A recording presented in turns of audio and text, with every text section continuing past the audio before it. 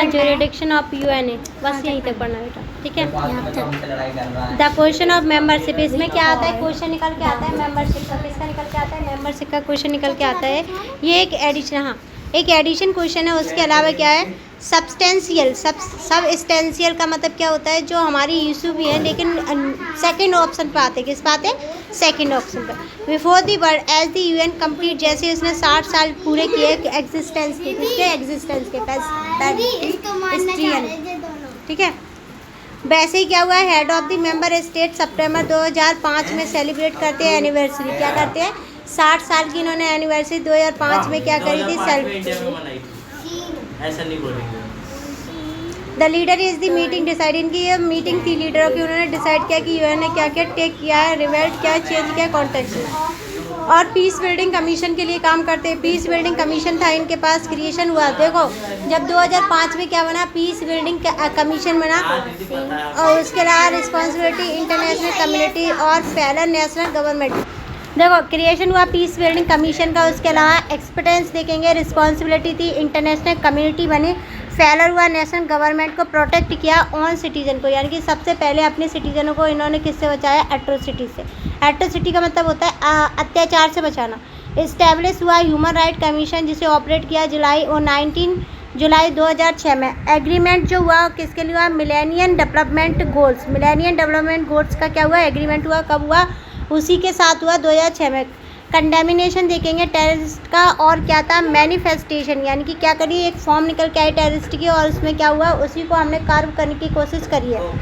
Creation हुआ democracy fund का, और agreement wind up and the trusteeship council बनी। ट्रस्टीशिप काउंसिल का मतलब मेंबर का इंक्लूड होना। It is not hard to see that आती इक्वली कंटिन्यूस इशू चल रहे थे यूएनओ में कि क्या पीस बिल्डिंग कमीशन अपना काम सही से करेगा। उसके अलावा मेंबर कन्फ्लिक्ट करेंगे एक दूसरे के साथ, जिसमें इंटरवेंशन होगा, पॉसिबल डिज़ायरेबल, जो पॉसिबल चीज़ें होंगी क्या हम उनकी इच्छाओं के अनुसार दे पाएंगे जो दुनिया में है। ईच एवरी कन्फ्लिक्ट, यानी कि हर कन्फ्लिक्ट पे क्या हम वो सारी सुविधाएं दे सकते हैं जो इंसान की इच्छाएं हैं या जो उनकी डिज़ायर है। Similarly what is the responsibility of the international community is dealing with the atrocity, यानी कि इंटरनेशनल लेवल पर इस कम्युनिटी की एट्रोसिटी पे किस तरीके से डील करेंगे। एट्रोसिटी मतलब अत्याचार पे इंटरनेशनल कम्युनिटी किस तरीके से डील करेगी। What are the human rights and who should the determine the level of human rights, यानी कि क्या ह्यूमन राइट्स हैं और क्या किस तरीके से हम इन्हें पहचान सकते हैं कि ह्यूमन राइट्स ही हैं। Right violate and the cause of action taken and when the violate, यानी कि क्या होता है, ऐसे एक्शन जिनके द्वारा राइट्स क्या हो जाते हैं, वायलेट हो जाते हैं, क्या उन्हीं को हम ह्यूमन राइट्स कहेंगे। गिव सो कंट्री है, यानी कि बहुत सारी कंट्रियों ने क्या बोला है, डेवलपिंग कंट्रियाँ जो हैं उन्होंने रियलिस्टिक यूएनए के साथ मिलकर एम्बियंस सेट गोल बनाए हैं, जिससे हम क्या कर सकते हैं, सस्टेनेबल डेवलपमेंट गोल है। सस्टेनेबल डेवलपमेंट गोल कितने हैं, हाँ सस्टेनेबल डेवलपमेंट गोल कितने हैं, सेकंड पेज पे सस्टेनेबल डेवलपमेंट गोल कितने हैं, सोए 7 है।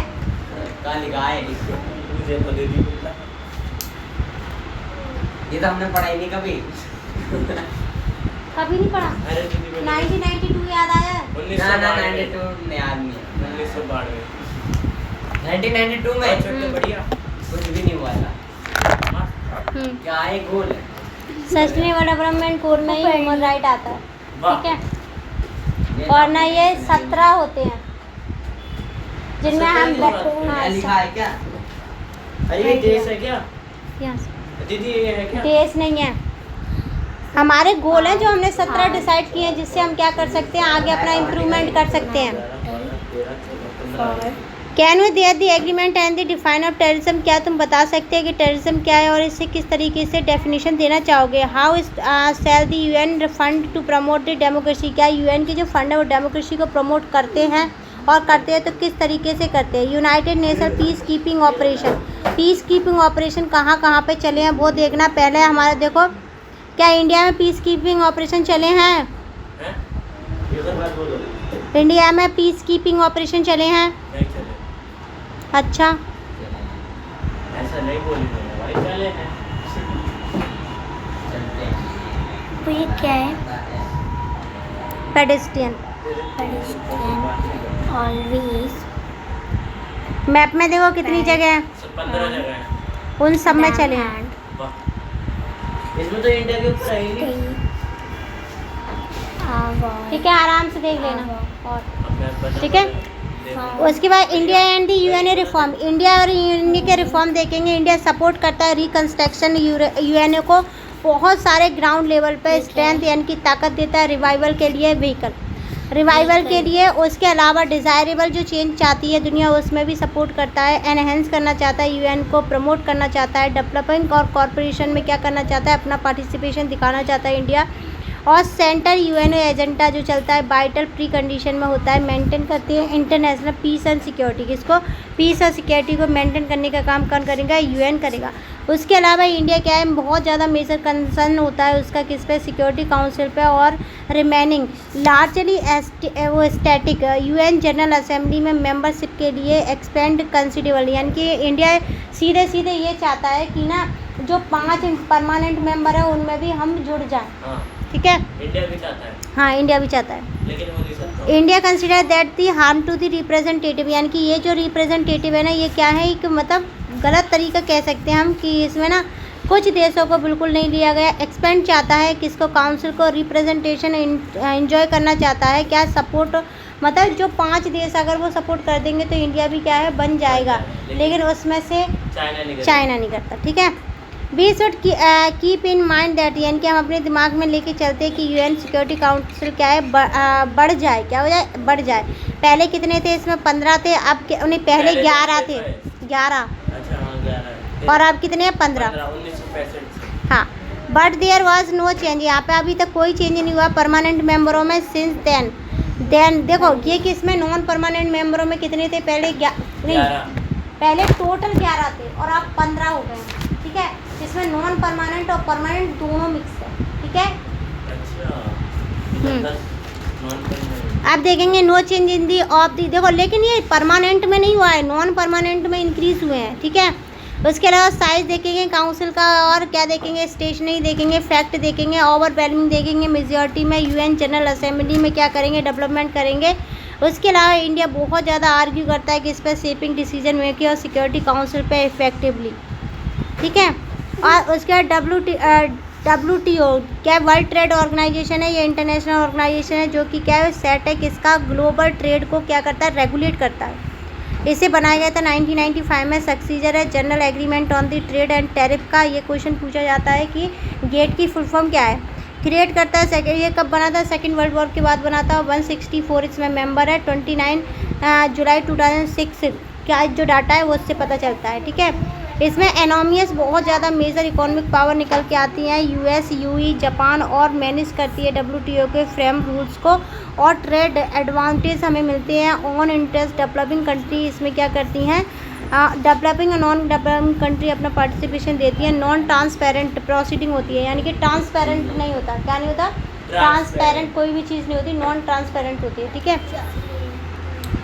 पुश करते हैं अराउंड दी बिग पावर, ये क्या है? धीरे धीरे एक बिग पावर की तरह काम कर रही है। आगे देखना है, इंडिया सपोर्ट करता है कि नंबर बढ़े किसमें? परमानेंट सीट में और नॉन परमानेंट सीट में। रिप्रेजेंटेटिव बढ़े इसमें, जिससे सिक्योरिटी काउंसिल क्या हो जाए? बड़ी हो जाए, एक्सपेंड कर जाए। कुछ 5 सालों से उसकी ये रिकमेंडेशन है। उसके अलावा सिक्योरिटी काउंसिल किस पे डिपेंड करता है? पॉलिटिकल सपोर्ट पे, इंटरनेशनल कम्युनिटी पे। एक प्लान होता है जिस पर रीस्ट्रक्चर करना सिक्योरिटी काउंसिल क्या करता है? ब्रॉड बेस है। एग्जाम्पल लेंगे सिक्योरिटी काउंसिल का, तो इसमें डेवलपिंग कंट्रीज़ होती हैं, जो बिल्कुल डेवलपिंग जो कंट्रीज़ है ना वो होंगी। अगर हम सरप्राइजलिंगली देखें, इंडिया क्या है खुद, मतलब आप परमानेंट मेंबर नहीं है सर इंडिया, लेकिन इंडिया क्या चाहता है कि हम ना परमानेंट मेंबर हो जाए जब दोबारा यूएन रिकंस्ट्रक्ट हो, यानी कि दोबारा बने। इंडिया मोस्ट पॉपुलस कंट्री है दुनिया में। उसके अलावा 1/5 दुनिया की पॉपुलेशन है। इंडिया के पास वर्ल्ड का दुनिया की सबसे बड़ी लार्जेस्ट डेमोक्रेसी है। इंडिया पार्टिसिपेट करता है किसमें? इनिशियल यूएन में, और रोल प्ले करता है यूएन में। उसके अलावा क्या करता है? पीस कीपिंग इफेक्ट, जो लॉन्ग सब्सटेंशियल बन निकल के आता है कि मतलब पीस कीपिंग में अपना कंट्रीब्यूशन देता है। इकोनॉमिक इमरजेंसी में क्या करता है? वर्ल्ड स्टेज पे जा कर के क्या करता है? फैक्टर प्ले करता है, यानी कि मतलब कभी कभी ना पैसे की ज़रूरत पड़ती है, किसमें किसी भी देश में क्राइसिस आ गए तो इंडिया देता है। जस्टिस में भी बहुत ज़्यादा शांत रहता है। परमानेंट सीट के लिए सिक्योरिटी काउंसिल में बहुत परमानेंट तरीके से मतलब ये चाहता है कि शायद हमें मिल जाए। इंडिया क्या करता है, रेगुलेट करता है, रेगुलर फाइनेंसिंग कंट्रीब्यूशन देता है यूएन के साथ, never felted on the payment, यानी कि अपने कभी भी यूएन के साथ कोई भी पेमेंट ड्यू नहीं रखता, तुरंत ही करता है। अवेयर रहता है कि इसके लिए परमानेंट मेंबरशिप के लिए सिक्योरिटी काउंसिल में सिंबॉलिक इम्पोर्टेंट है, सिग्निफाई करता है, ग्रोथ करता है किसके साथ, इम्पोर्टेंट वर्ल्ड अफेयर के साथ। स्टेटस है, एडवांटेज मिलता है इसे फॉरेन पॉलिसी में, और रेपुटेशन है पावरफुल, मोर इन्फ्लुएंशियल, यानी कि पावरफुल भी है, इन्फ्लुएंस भी है। इंडिया मतलब दूसरे देशों को अपनी तरह करने के लिए इन्फ्लुएंस भी करता है। उसके अलावा इंडिया की बात करें, परमानेंट वीटो क्या है, despite India wish to be the permanent veto belting one member of UN, यानी कि उसका मन यही है कि हमें वीटो मिल जाए। नेबरिंग कंट्री जैसे पाकिस्तान इसमें इंक्लूड कहते हैं, विच इंडिया टॉवर रिलेशन, यानी कि इंडिया की, हाँ इंडिया की जो रिलेशन है वो क्या नहीं, इंडिया की जो रिलेशन है पाकिस्तान के साथ कैसी है, बहुत ही ज़्यादा टेंशन वाली है, और ये क्या रिलेक्टेंट भी हैं। और परमानेंट मेंबर में सिक्योरिटी काउंसिल में हम चाहते हैं कि हमारे जितने भी मतलब हमारे आसपास के जो हमारी ट्रेड हैं, जैसे पाकिस्तान के साथ जो हमारी रिलेशन अच्छी नहीं है, हम उससे भी अच्छा करना चाहते हैं कि यूएनएससी में हमें दिखाना है कि परमानेंट मेंबर बनने के लायक हैं या नहीं है। ठीक है, इंडिया में न्यूक्लियर वेपन्स कैपेबिलिटी है। उसके अलावा क्या है, उसके अलावा डिफ़िकल्टी है, पाकिस्तान क्या करता है, इनइफेक्टिव है, परमानेंट मेंबर है। उसके अलावा फील करता है इंडिया में, इंक्लूड करता है इमरजेंस पावर को, और एकोमोडेट होता है ब्राज़ील, जापान, मतलब हमारे साथ साथ ब्राज़ील, जापान और अफ्रीका के लोग भी चाहते हैं कि उन्हें भी परमानेंट सीट मिल जाए, क्योंकि अफ्रीका और साउथ अमेरिका से कोई भी रिप्रेजेंटेटिव नहीं है यूएनएससी में या यूएन में, और इसीलिए चाहते हैं सारे लोग कि इसमें रिफॉर्म आए। देखो, the UN in the unipolar world, क्या है यूनिपोलर वर्ल्ड, यूनि मतलब एक ही पोल है, क्या है पहले बाइपोलर था, अब एक ही पोल। अमॉन्ग दी, हाँ एक ही सुपर पावर कह सकते हैं, सेंटर कह सकते हैं पावर का, उसके अलावा एक ही ध्रुव भी कह सकते हैं। Among the concern about the reform and restructure of the UN has been the hope of the some country that change could help the UN cope better with a unipolar world in which USA was the most powerful country, यानी कि दुनिया में आज के time पे ना सबसे ज़्यादा पावरफुल कंट्री है वो है यूएस। ठीक है, पावरफुल कंट्री है विदाउट एनी सीरियस रिवेल्स, यानी कि बिना उसके हम कह सकते हैं बिना झिझक के कि हाँ भाई यही सबसे ज़्यादा पावरफुल कंट्री है। Can the UN serve as the balance against the UN domination, क्या यूएन में क्वेश्चन पूछा गया है, क्या यूएन में यूएस का डोमिनेशन है? It can the maintain are dialogues between the rest of the world and US prevalent America from the doing whatever it what, यानी कि यूएस जो चाहता है वो अपने हिसाब से कर लेता है यूएन में। कहाँ करेगा? यूएन में। US power can not be the easily check, यानी कि यूएस क्या अपनी पावर को ईजिली चेक नहीं कर पाता। First of all the disappearance of the Soviet union, यानी कि सोवियत यूनियन क्या करती है जब डिसअपेयर होता है, या फिर हम ये कह लें कि प्रेजेंट नहीं होता, यूएस स्टैंड करता है only the super power military and economic power allow करती है, इग्नोर करती है UN and any other international organisation के साथ। सेकेंड चीज़ देखेंगे, within the UN influence करता है यूएस के साथ, कंसिडरेबल होता है, as a single large contributor होता है।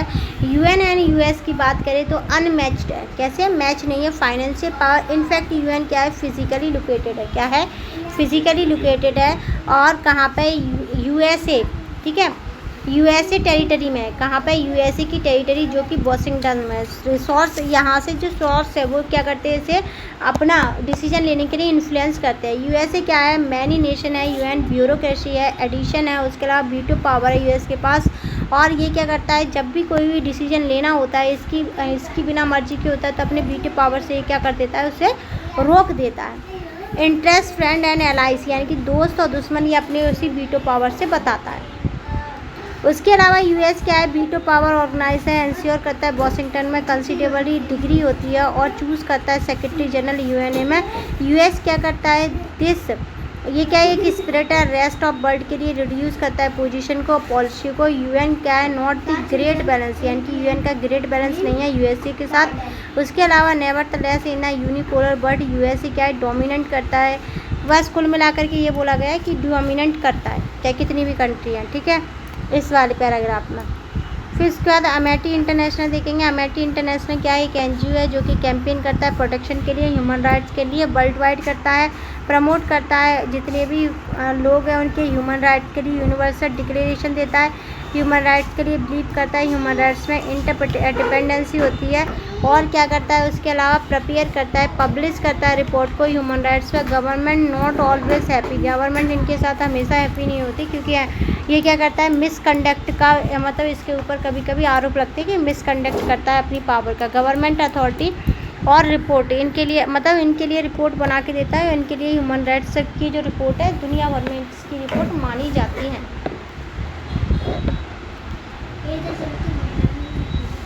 ह्यूमन राइट वॉच अभी देखें, देखो ह्यूमन राइट वॉच की बात करेंगे। ह्यूमन राइट वॉच क्या है, एक अनदर इंटरनेशनल एनजीओ है जो कि रिसर्च करता है, एडवोकेसी ऐसी करता है कि इसमें ह्यूमन राइट्स में लार्ज इंटरनेशनल ह्यूमन राइट्स जो होते हैं ऑर्गेनाइजेशन जो कि यूएस द्वारा रन की जाती है, उनमें से एक ये भी है। ग्लोबल मीडिया अटेंशन इसी पे रहता है। उसके अलावा राइट्स जो एब्यूसिंग होती है हेल्प करती है बिल्डिंग इंटरनेशनल कोलिशन के साथ, और कैंपेन चलाते हैं, बैन लैंड माइंस होते हैं स्टॉप करते हैं यूज़ को, सोल्जर जो होते हैं वो इस्टेब्लिश करते हैं इंटरनेशनल क्रिमिनल कोड को। उसके बाद देखेंगे ये क्या है, पीस। एक का हमें पता है कि आर्ग्यूमेंट इसी चीज़ पे चलता है कि हम पीस होनी चाहिए, तो यूएस क्या करता है कभी कभी अपनी पॉलिसियों से क्या कर देता है, इसकी शेप में मतलब जो पॉलिसी बन रही है ना वो यूएस बेस पॉलिसियाँ बनती हैं। कैसे बनती है, यूएस बेस पॉलिसी। हाँ, यूएन क्या है, इंटर फैक्ट बॉडी है और विदाउट वर्ड, यानी कि यूएन बिना वर्ड के भी क्या है बॉस ऑफ है, यानी कि अगर ना यूएस चाहता है तो ये क्या है ऑफ रह सकती है। ये ऑफ मतलब जब वोट ही नहीं देगा, ब्यूटी ही नहीं चलेगा। तो कनेक्शन बिटवीन देखेंगे सोसाइटी और इशू, जो सोसाइटी में इशू है जैसे इंटरडिपेंडेंसी, एक दूसरे पे इंटरडिपेंडेंसी होती है, बिलियंस ऑफ पीपल एक दूसरे पे डिपेंड होकर के क्या करते हैं, कॉर्पोरेट करते हैं। और इसी का एक एग्जांपल था यूएन टेक्नोलॉजी प्रॉमिस करता है, इंक्रीज़ करता है प्लेनेटरी इंडिपेंडेंस, और इम्पोर्टेंस निकल के आता है किसका, यूएन का, किसके लिए, पीपल के लिए, किसमें कि ये सपोर्ट करता है किसको, इंटरनेशनल ऑर्गेनाइजेशन को, पीस कीपिंग और इंटरनेशनल बॉडी है, और इंटरनेशनल कम्युनिटी को भी क्या करता है, सपोर्ट करता है। Chapter finish.